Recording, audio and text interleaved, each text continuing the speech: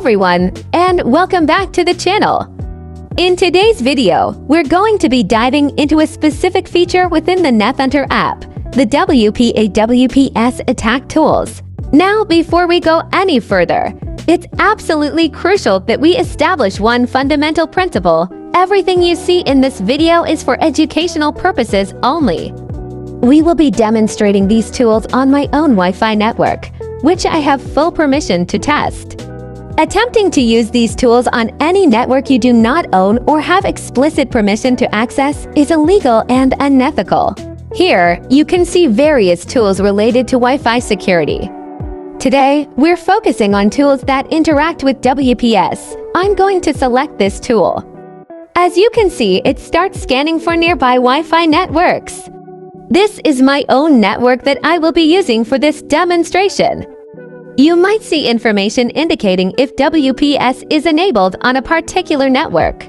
Now, I'm going to initiate a WPS attack against my own network. Again, I want to emphasize that this is solely for educational purposes on my own infrastructure. This process involves the tool attempting to guess the 8-digit WPS PIN. You can see the tool is trying different PIN combinations.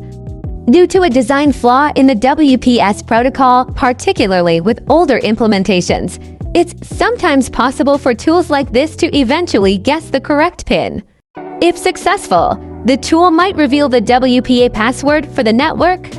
This highlights a potential vulnerability that can exist if WPS is enabled on your router. It's important to understand that this demonstration is not meant to encourage anyone to try this on networks they don't own. The goal is to show you how these vulnerabilities can be exploited so you can take steps to protect your own network. Remember, the power of tools like those in Nethunter comes with a great responsibility. Use this knowledge ethically and for the sole purpose of understanding and improving your own network security.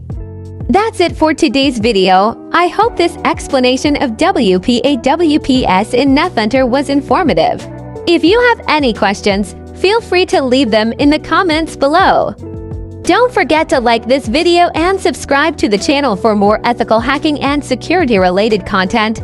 Thanks for watching and stay secure.